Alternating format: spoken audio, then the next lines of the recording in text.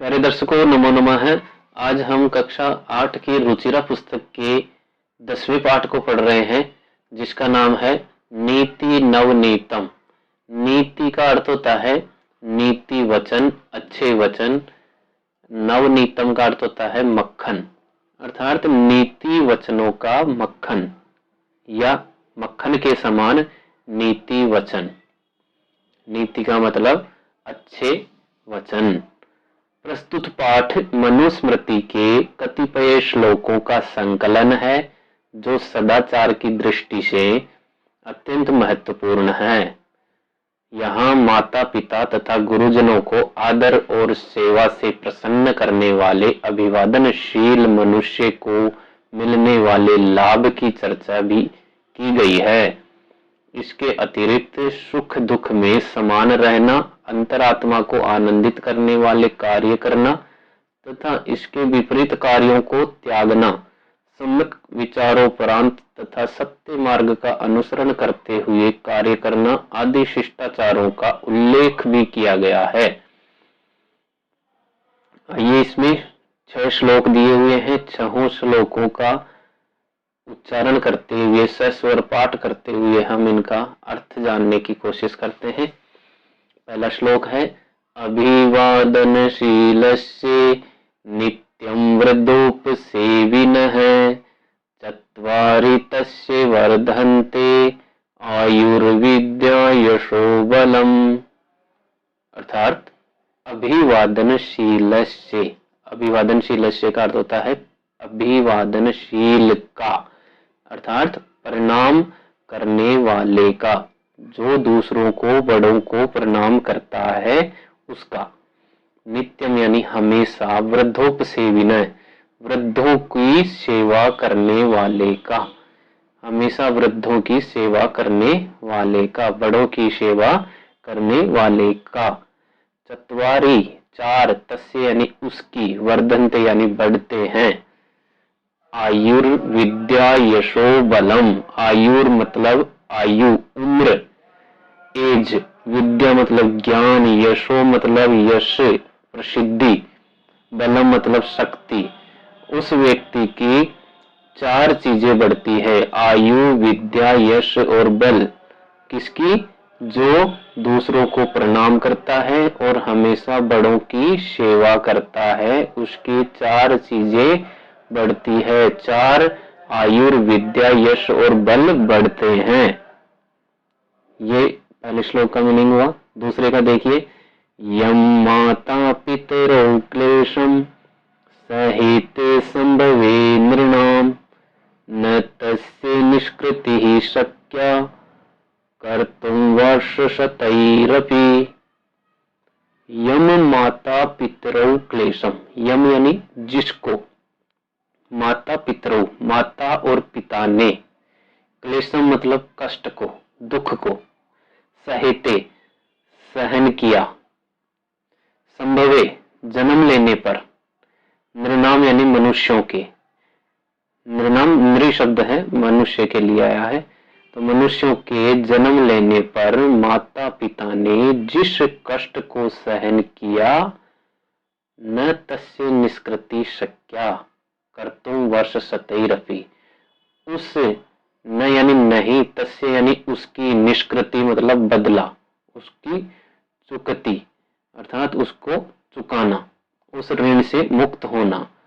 शक्या यानी सकता है, कर्तुम यानी करने के लिए, वर्षशतैरपि 100 वर्ष से भी, 100 वर्ष से भी, 100 वर्ष तक सेवा करने से भी उस कष्ट की निष्कृति नहीं की जा सकती, उस कष्ट को नहीं चुकाया जा सकता, उस ऋण को नहीं चुकाया जा सकता, उस कष्ट की भरपाई नहीं की जा सकती।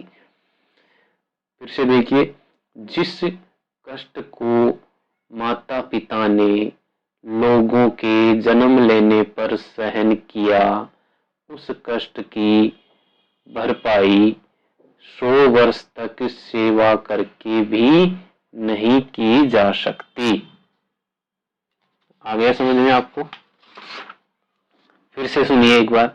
मनुष्य के जन्म लेने पर जिस कष्ट को माता पिता ने सहन किया है उसका बदला, उस कष्ट को चुकाना या बदला 100 वर्षों से भी नहीं चुकाया जा सकता। सैकड़ों वर्ष अगर माता पिता की सेवा की जाए तो भी उस कष्ट को नहीं चुकाया जा सकता, उस ऋण को नहीं चुकाया जा सकता।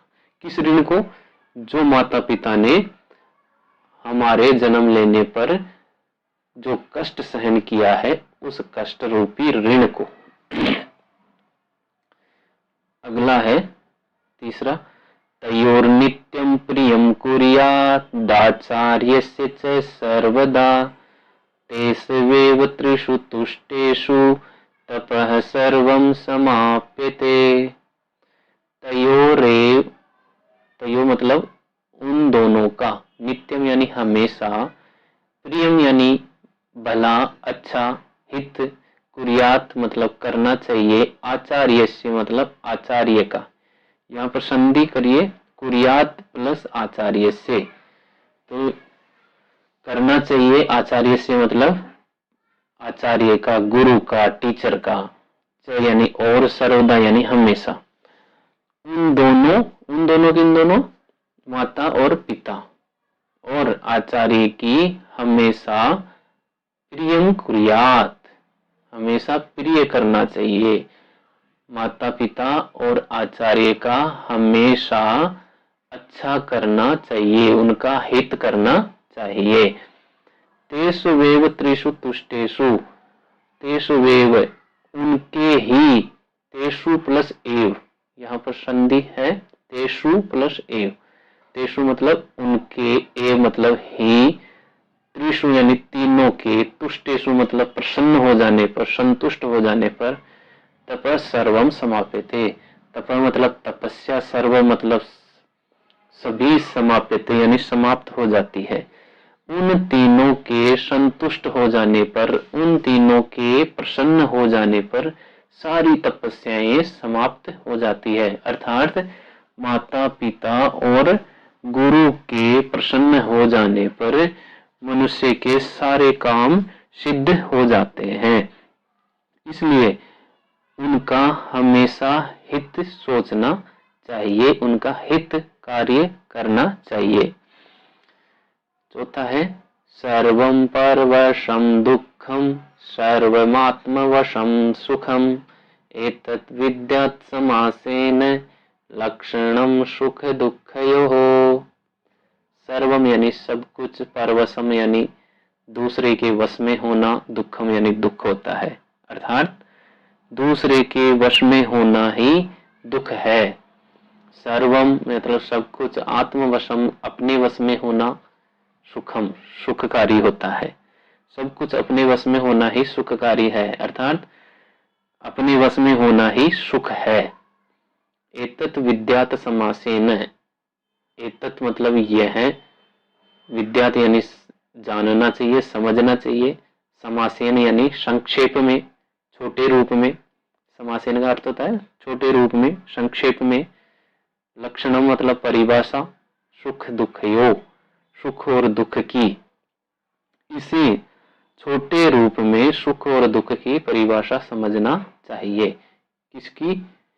किसको दुख कहा गया है? परवशम दुखम, यानी दूसरे के वश में होना ही दुख है और खुद के वश में होना ही सुख है, अपने वश में होना ही सुख है। यही सुख और दुख की परिभाषा होती है।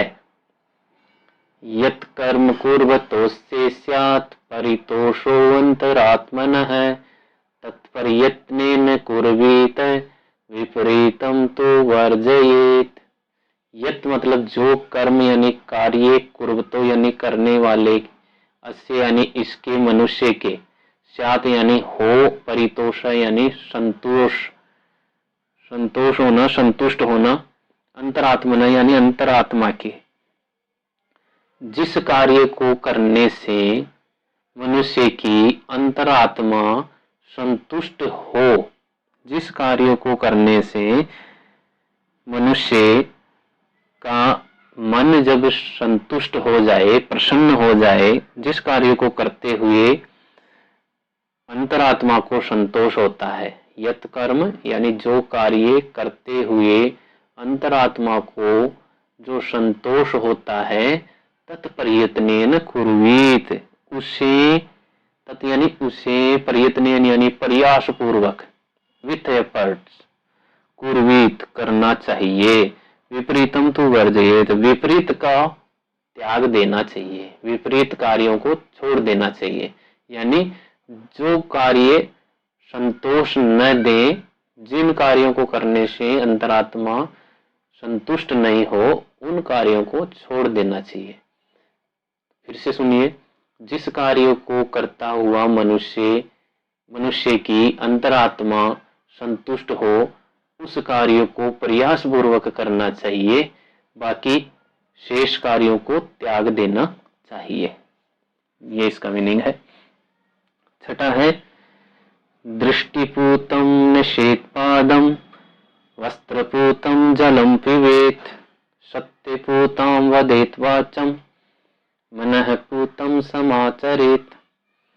दृष्टिपूतम, दृष्टिपूतम मतलब दृष्टि के द्वारा, पूतम मतलब पवित्र, निषेध मतलब रखना चाहिए, पादम यानी पैरों को, पैर को, कदम को, यानी आंखों से देख करके ही कदम रखने चाहिए, कदम आगे बढ़ाने चाहिए, पैर आगे बढ़ाने चाहिए, यानी रास्ते को देख करके ही आगे बढ़ना चाहिए।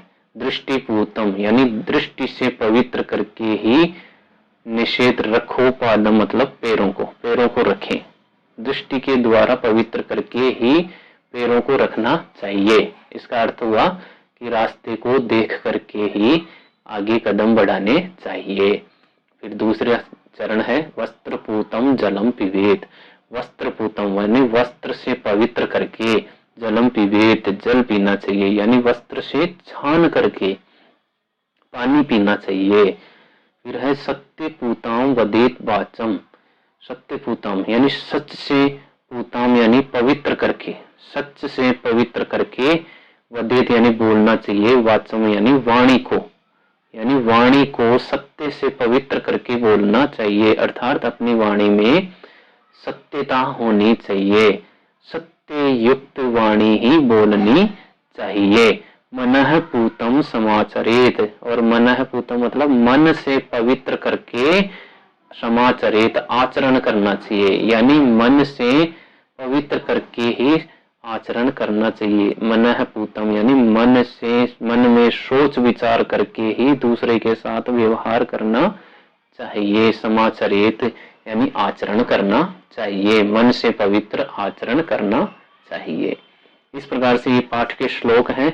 इसके बाद में इस पाठ के शब्दार्थ दिए हुए हैं, शब्दार्थ को आप ध्यान से पढ़ेंगे और याद कर लीजिए, जिससे श्लोकों का अर्थ आपको स्थायी रूप से याद हो जाए।